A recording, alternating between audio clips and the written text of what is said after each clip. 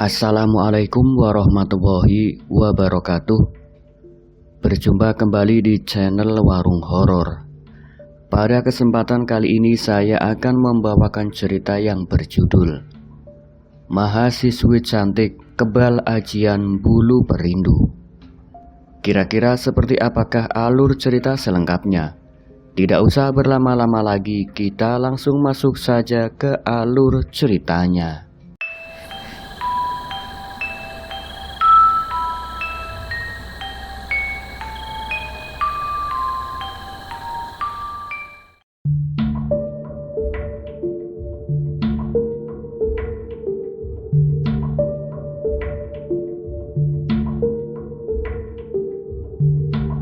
Pagi di kota kecil Jawa Timur masih diselimuti kabut tipis ketika Inayah memarkir mobil Avanza putihnya yang sederhana di halaman Rumah Sakit Umum Daerah Harapan Sehat. Jam menunjukkan pukul 6:40. Ia turun dari mobil dengan gerakan anggun. Hijab kremnya rapi tanpa satu helai pun keluar dari tempatnya. Kacamata tipis berbingkai hitam bertengger di hidungnya yang begitu mancung. Usianya baru saja 27 tahun, tapi aura ketenangan yang ia bawa seolah milik seseorang perempuan yang jauh lebih dewasa. "Selamat pagi, Dokter Inayah," sapa seorang perawat muda sambil tersenyum lebar di pintu masuk poli kandungan. "Pagi Mbak Rina, semua pasien hari ini sudah datang," jawab Inayah dengan senyum lembut yang selalu sama sejak dulu. Ia berjalan menyusuri koridor rumah sakit yang sudah mulai ramai. Bau obat-obatan dan desinfektan bercampur aroma kopi dari kantin karyawan. Beberapa pasien hamil yang sudah mengenalnya menyapa dengan hormat. Ada yang mengusap perut besarnya sambil tersenyum. "Dokter, anak saya gerak-gerak terus sejak kemarin, Dok. Pasti cewek ya, Dok?" Inayah tertawa kecil sambil memeriksa rekam medis. "Bisa jadi ya, Bu. Nanti kita lihat lewat USG ya, Bu. Yang penting ibu dan bayinya sehat." Di ruang prakteknya yang bersih dan nyaman, Inayah duduk di kursi dokter. Ia membuka jas putihnya, lalu mulai memeriksa pasien satu persatu dengan kesabaran yang jarang dimiliki dokter seusianya. Setiap ibu hamil yang datang mendapat perhatian penuh. Ia tidak hanya memeriksa kondisi medis, tapi juga bertanya tentang makan, tidur, bahkan masalah keluarga. "Jangan lupa istirahat yang cukup ya, Bu. Suami, tolong bantu pekerjaan rumah ya," katanya lembut pada seorang ibu muda yang hamil anak kedua. Para perawat di poli kandungan sangat menyayanginya. Dokter Inayah beda, ramah, telaten, dan gak sombong, bisik mereka di ruang istirahat.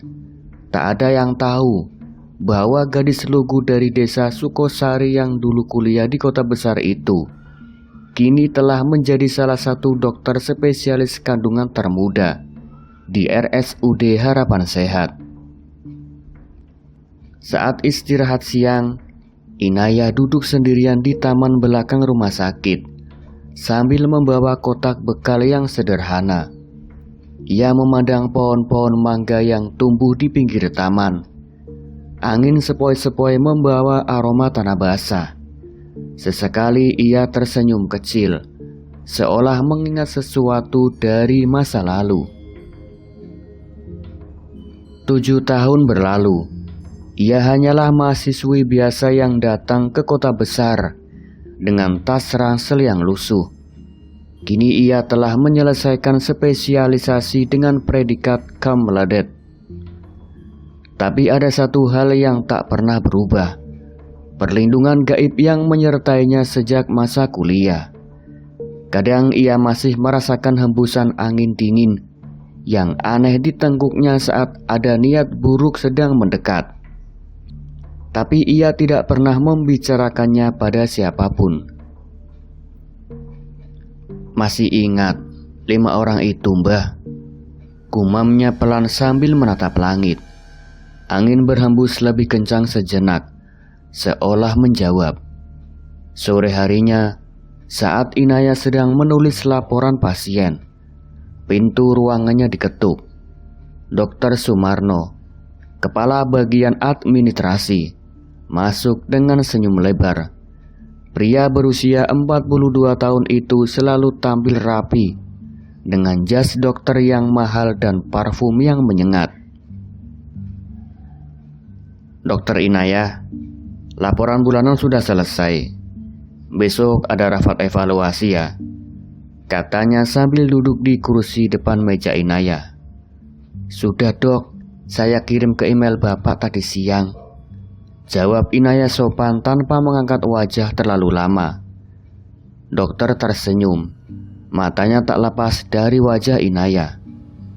"Kamu capek enggak, Bu Dokter? Kalau malam ini jaga, biar saya nanti antar pulang. Rumahmu kan agak jauh dari sini." "Terima kasih dok, tapi saya bawa mobil sendiri. Lagi pula saya biasa pulang sendiri dok," balas Inaya dengan senyum tipis. Tak lama setelah Sumarno keluar, giliran Dr. Haryono, spesialis bedah yang terkenal dingin, lewat di depan ruangan. Ia kemudian berhenti sejenak, mengetuk pintu yang sudah terbuka. "Dokter Inaya, ada kasus operasi sesar besok pagi. Nanti dokter ikut ya. Kasusnya menarik loh dok," katanya dengan suara datar, tapi matanya penuh begitu minat. "Baik dok, saya siap," jawab Inaya singkat. Haryono mengangguk, tapi tak langsung pergi. "Nanti malam ada seminar kecil di hotel dekat sini dok. Mau ikut? Kita bisa sekalian makan malam loh." Inaya kemudian menggeleng pelan. Maaf dok, saya sudah ada janji dengan keluarga." Kedua dokter senior itu keluar dengan ekspresi yang sama, campuran kekaguman dan kekecewaan. Di lorong, mereka tak sengaja bertemu dan saling pandang sekilas. Tak ada yang berbeda, tapi keduanya tahu mereka berdua sedang terpesona pada dokter cantik yang satu ini. Sementara itu, Inayah menutup laptopnya dan menghela napas pelan. Ia memandang foto keluarga kecil di meja kerjanya. Foto dirinya yang bersama orang tua di desa Sukosari. "Semoga kali ini tenang ya Mbah," bisiknya lagi, saat matahari mulai terbenam di ufuk barat Jawa Timur. Inayah pulang dengan mobilnya yang sederhana. Di kaca spion, ia sempat melihat bayangan samar seorang perempuan berkebaya merah yang tersenyum bangga padanya sebelum lenyap bersama hembusan angin malam. Ia tahu perlindungan itu masih ada, dan ia berharap kali ini tak perlu ada yang terluka lagi. Keesokan harinya, suasana rumah sakit umum daerah Harapan Sehat selalu ramai di pagi hari. Bau antiseptik bercampur aroma kopi dari kantin karyawan. Di poli kandungan, Inaya sedang memeriksa seorang pasien hamil trimester akhir ketika Dr. Sumarno muncul di pintu ruangan. "Dokter Inaya, boleh saya gabung sebentar?" tanya Sumarno dengan senyum karismatiknya.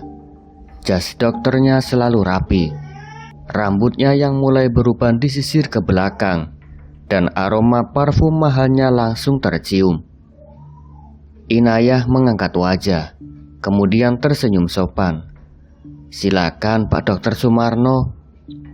Sumarno duduk di kursi samping meja periksa, pura-pura melihat rekam medis pasien. Sebenarnya matanya lebih sering melirik wajah Inayah yang tenang di balik kacamata tipisnya. Setelah pasien keluar, ia langsung membuka pembicaraan. Kasus preeklamsia yang kemarin bagus penangannya ya dok. Kamu punya bakat riset yang kuat. Bagaimana kalau kita buat penelitian bersama tentang komplikasi kehamilan di daerah pedesaan? Saya bisa bantu akses dana dari Dinas Kesehatan loh dok. Inayah mengangguk pelan sambil merapikan berkas. Terima kasih atas apresiasinya dok. Tapi untuk saat ini saya lebih fokus pada praktik klinis dan pasien dulu dok. Sumarno tersenyum lebar dan tak menyerah. Pikirkan saja dulu dok. Nanti sore saya antar kamu pulang. Kalau jadwal jaga malam. Jalan ke rumahmu kan cukup sepi dok. Tidak usah repot-repot pak dokter. Saya kan bawa mobil sendiri. Jawab Inayah lembut tapi tegas. Sumarno keluar dari ruangan dengan senyum yang masih tersisa di bibir. Tapi matanya menunjukkan sedikit kekecewaan. Ia sudah ketiga kalinya dalam 2 minggu mencoba mendekati Inayah. Dan jawaban Inayah selalu sama, sopan tapi menjaga jarak. Sore harinya, saat Inayah sedang mengisi laporan di ruang dokter, Dr. Haryono lewat di koridor. Spesialis bedah ini dikenal dingin dan perfeksionis. Jarang tersenyum, tapi kali ini ia berhenti di depan pintu ruangan Inayah. Dokter Inayah, panggilnya dengan suara datar. Besok ada operasi sesar emergensi. Saya ingin kamu ikut sebagai konsultan kandungan. Kasusnya menarik. Ada komplikasi plasenta. Baik dok, saya siap. Jawab Inayah sambil berdiri. Haryono tidak langsung pergi. Ia melangkah masuk sedikit, meletakkan sebuah kotak cantik berpita di meja Inayah. Ini bunga mawar impor. Saya lihat kamu suka bunga di ruangan. Semoga menyegarkan hari kamu ya Bu Dokter. Inayah terkejut sebentar, tapi langsung tersenyum sopan. Terima kasih banyak Pak Dokter Haryono. Tapi saya tidak bisa menerima hadiah pribadi. Bunga ini lebih baik untuk ruang tunggu pasien saja. Haryono mengangkat alis, tapi tak berkata apa-apa. Ia hanya mengangguk kaku lalu pergi. Di lorong, ia menghela nafas panjang. Harga dirinya sebagai dokter senior yang biasa dipuja perawat dan pasien perempuan sedikit terganggu. Hari-hari berikutnya, kedekatan kedua dokter itu semakin terlihat. Sumarno sering mengajak Inayah diskusi ilmiah di ruang rapat. Ia sengaja memilih topik yang sulit agar bisa lama berdua. Kamu punya cara berpikir yang fresh, pujinya suatu sore. Jarang ada dokter seumur kamu sekaliber ini. Inayah hanya tersenyum. Saya hanya belajar dari pasien dok. Saat malam jaga, Sumarno kembali menawarkan diri mengantar pulang. Hujan deras malam ini. Bahaya kalau kamu pulang sendiri. Terima kasih dok. Saya sudah terbiasa. Tolak Inayah lagi dengan halus. Sementara Haryono lebih agresif. Ia mengajak Inayah makan malam di restoran terbaik di kota dengan alasan konsul kasus operasi. Meja sudah dipesan, lampu redup, dan musik pelan mengalun. Ini bukan malam yang romantis. Ini untuk membahas pasien Bu Lastri yang kemarin loh, katanya meyakinkan. Inayah datang, tapi tetap menjaga etika profesional. Sepanjang makan malam ia hanya membahas kasus medis.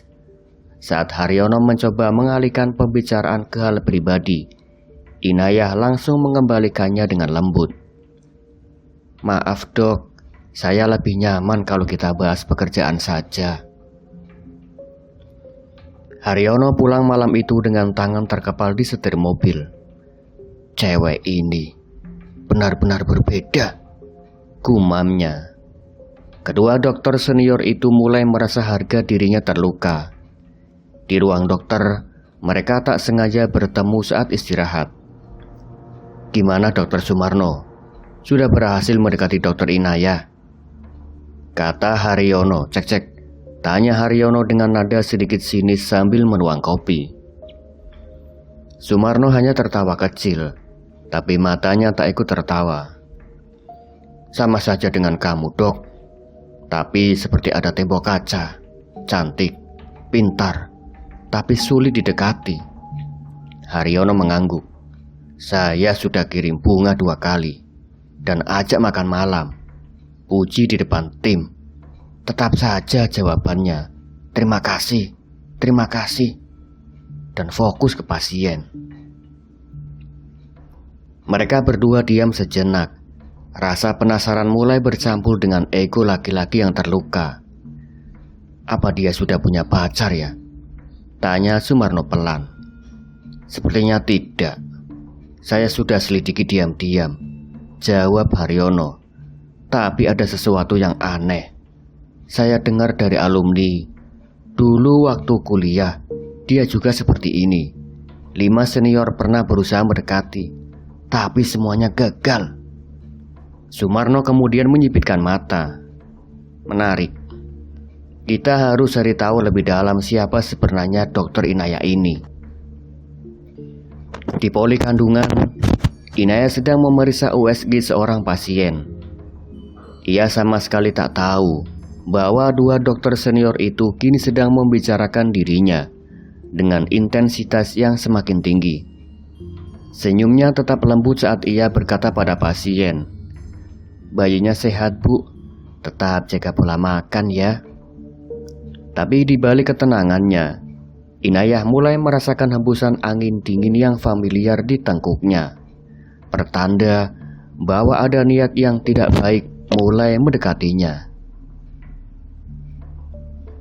Keesokan harinya, ruang dokter senior di RSUD Harapan Sehat terasa lebih pengap dari biasanya.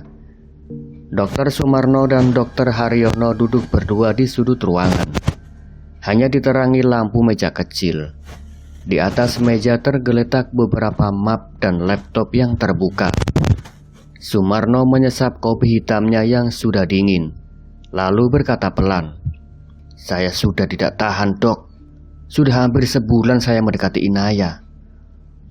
Semua cara saya pakai, tapi dia tetap seperti tembok es." Haryono mengangguk sambil menyilangkan tangan di dada. Wajahnya yang biasa dingin kini tampak gelisah. "Saya juga, bunga, makan malam, pujian di depan umum. Bahkan saya tawarkan posisi lebih tinggi di tim bedah. Jawabannya selalu sama. Terima kasih Pak Dokter. Terima kasih Dok. Saya fokus ke pasien saja. Begitu terus." Keduanya saling pandang. Ada api yang sama di mata mereka. Campuran ketertarikan, ego terluka, dan sekarang rasa penasaran yang mulai berubah menjadi obsesi. Ada yang tidak biasa dengan dia, gumam Sumarno. Perempuan seusia itu biasanya mudah terkesan dengan jabatan dan perhatian. Tapi Inayah seolah ada sesuatu yang melindunginya, Dok. Haryono mengetikkan sesuatu di laptopnya. "Saya sudah minta teman di bagian SDM untuk melihat data pribadinya. Tapi tidak banyak. Besok saya akan hubungi teman lama di universitasnya dulu." 2 hari kemudian, obsesi mereka mulai membuahkan hasil. Sumarno berhasil menghubungi seorang dosen senior yang dulu mengejar Inayah. Melalui obrolan panjang di telepon, ia mendapat cerita mengejutkan. "Dia memang luar biasa," kata dosen itu. "Dia pintar, sopan, tapi sangat sulit didekati. Waktu itu ada 5 senior yang berlomba-lomba mendekatinya. semua cowok populer, kata ketua BEM. Penyanyi kampus, anak orang kaya, tapi semuanya gagal total. Sumarno menyipitkan mata. Gagal total bagaimana, Pak? Dosen itu tertawa kecil. Hehehe. Tapi ada nada serius di suaranya. Awalnya biasa, tapi lama-kelamaan muncul rumor aneh. Katanya salah satu senior mengalami mimpi buruk berulang. Yang lain tiba-tiba sakit aneh. Ada yang melihat sosok perempuan berkebaya kuno di kamar kosnya. Dan yang paling parah, mereka semua mundur jauh dari Inaya seolah ketakutan. Sejak itu tak ada yang berani mendekatinya lagi. Sumarno menceritakan semua itu pada Haryono. Keesokan harinya di ruang istirahat, Haryono langsung tertarik. Ia pun menghubungi temannya yang alumni seangkatan Inaya. Benar apa yang dibilang dosenmu, kata teman Haryono di telepon. Namanya Inaya, dari desa Sukosari. Dulu dia mahasiswi biasa, lugu, pakai kacamata, dan hijab sederhana. Tapi ada sesuatu yang aneh. 5 senior itu setelah mendekatinya malah mengalami kejadian gaib. Ada yang bilang mereka ketemu dari Ratu zaman Majapahit. Entah benar atau cuma gosip. Tapi sejak itu Inaya dijauhi banyak cowok. Haryono mematikan telepon dengan tangan sedikit gemetar. Ia langsung mencari Sumarno. Kita harus gali lebih dalam, katanya tegas. Ini bukan cewek biasa. Malam harinya, keduanya duduk di mobil Sumarno di parkiran rumah sakit yang sepi. Mereka membuka laptop dan mencari informasi sebanyak mungkin. Foto-foto lama Inaya saat wisuda, berita kampus. Bahkan mereka berhasil menemukan kontak salah satu dari 5 senior dulu, yaitu Heru. Heru yang kini menjadi dosen di universitas lain, awalnya enggan berbicara. Tapi setelah dibujuk, ia akhirnya membuka suara dengan suara pelan dan bergetar. Jangan coba-coba mendekati Inaya dengan niat kotor. Kami dulu 5 orang, semua pakai segala cara. Bahkan kami pernah pakai ilmu, tapi malah didatangi sosok ratu cantik berkebaya merah. Dia bilang Inaya adalah darah dagingnya. Sejak itu hidup kami berubah. Saya sarankan kalian mundur saja. Kemudian telepon ditutup. Sumarno dan Haryono terdiam lama di dalam mobil. Jadi, benar ada yang aneh, bisik Sumarno. Inaya bukan dokter biasa. Ada sesuatu yang melindunginya. Mungkin ilmu keluarga atau keturunan. Haryono mengepalkan tangan. Justru itu yang membuat saya semakin penasaran. Saya ingin tahu siapa sebenarnya dia. Kenapa dia kebal? Kenapa ada kekuatan yang melindunginya? Sumarno tersenyum tipis, tapi senyumnya begitu dingin. Kita berdua sama. Saya tidak akan mundur begitu saja. Kalau cara biasa tidak mempan, kita pakai cara lain. Keesokan paginya, Inaya datang seperti biasa. Ia tersenyum ramah pada semua orang, memeriksa pasien dengan telaten, dan menulis laporan dengan rapi. Tak ada yang tahu, 2 dokter senior di rumah sakit itu kini sedang menggali rahasia masa lalunya. Saat Inaya berjalan di koridor, ia tiba-tiba merasakan hembusan angin dingin di tengkuknya. Kemudian ia berhenti sejenak, memegang kalung kecil di bawah hijabnya, dan berbisik pelan. Mereka mulai menggali, Mbah. Angin berhembus lebih kencang sebentar, seolah menjawab. Inayah menghela napas pelan, lalu melanjutkan langkahnya dengan tenang. Senyumnya tetap lembut, tapi matanya di balik kacamata tipis kini tampak lebih waspada. Rahasia masa lalunya yang selama ini tersimpan rapi, kini mulai terkuak.